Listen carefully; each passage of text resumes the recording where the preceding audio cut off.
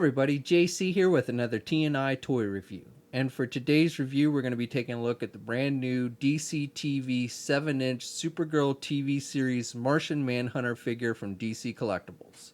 Now this figure comes packaged in a window box. You've got the figure clearly displayed. Down below you've got the Supergirl TV series logo. You've got white and blue highlights on the packaging to match Supergirl. Off to the side, you've got the name of the character. It tells us this is figure number 2 in the Supergirl series. On the side of the packaging, you have an image of the figure. And then on the back of the packaging, we have a look at all 4 figures that are being released in the DC TV series line this month from DC Collectibles. Constantine, Vixen, and Supergirl, which we've already reviewed, and then Martian Manhunter. All of these should be hitting comic and specialty shops in places like Big Bad Toy Store this coming Wednesday. And then down below it tells us that this figure was sculpted by Dave Cortez. Alright, let's get this open and take a look at what's inside. Okay, so here's a look at the figure outside the packaging along with the other contents. Now first of all, let me just say a big thanks to the folks at DC Collectibles for providing me this figure so I could review it for you guys. Now the figure does come with a little instruction sheet like we've seen with all the figures in this wave that shows you how to switch out the hands on all the figures. Not something you really need, but they did include it just in case.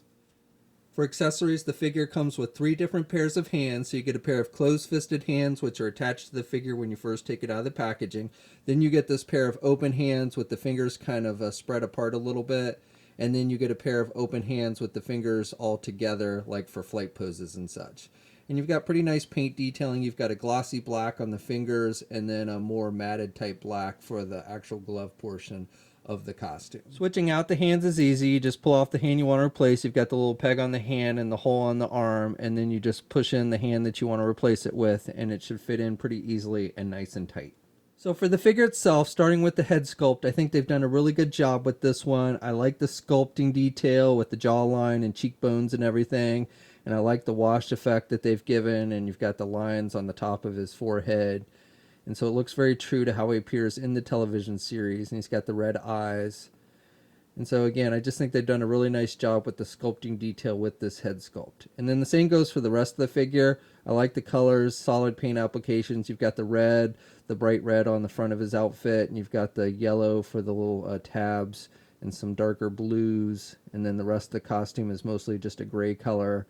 You've got some black mixed in, some metallic gold here on his belt buckle, here on the sides of his arms with the blue and the metallic gold. And then you've got some of that glossy black that matches the gloves here on his lower arm. So that looks pretty good. And I like the line work. All this, like this red portion, is all sculpted and everything. So I think that looks good. And then he's got the cape, which is a light blue color on the outside and then black on the inside, and it's done with that kind of vinyl type material, so it's very bendable. And I like how it looks on the back of the figure, how it attaches to the body. So all in all, I think they've done a good job with this, and the figure looks very true to how the character appears in the television series. So this figure stands just a little bit over 7 inches tall. Here's a comparison with the Supergirl figure, and you can see Martian Manhunter is taller. Here's a comparison with all 4 figures in the wave, and I think the scale between the 4 figures is pretty good. And even though Martian Manhunter was missing from the show's crossover event this year, here's a comparison with the most modern Arrow and Flash TV series figures. Now there's already been a new crossover event announced for next year. I think it's going to take place around December time of next year, and maybe Martian Manhunter will make that one. And then finally, just for fun, here's a comparison with the DC Collectibles 7-inch version of the comic book Martian Manhunter. Okay, so for articulation, you can turn the head to the left and to the right, and he can look down a little bit, but he can't really look back at all, which is unfortunate. It would have been nice if they'd given us a hinge joint on the neck for our flight poses. Arms attached with a standard ball hinge joint, but with the way it's sculpted with this shoulder pad, he can really only get the arm out about that much. He does have good rotation there at the shoulder. Single hinged elbow, so he can bend his elbow about that much, and then he's got rotation there at the elbow. He's got rotation at the wrist, and he's got the hinges on the hand, so you've got up and down movement there. He's got a midsection joint, so you get some rotation there. It's a bit tight, but you do get some rotation. Really can't crunch forward very much and can't look back very much there. Does not have a waist swivel. Legs are attached with ball joints, so he can do the splits about that much.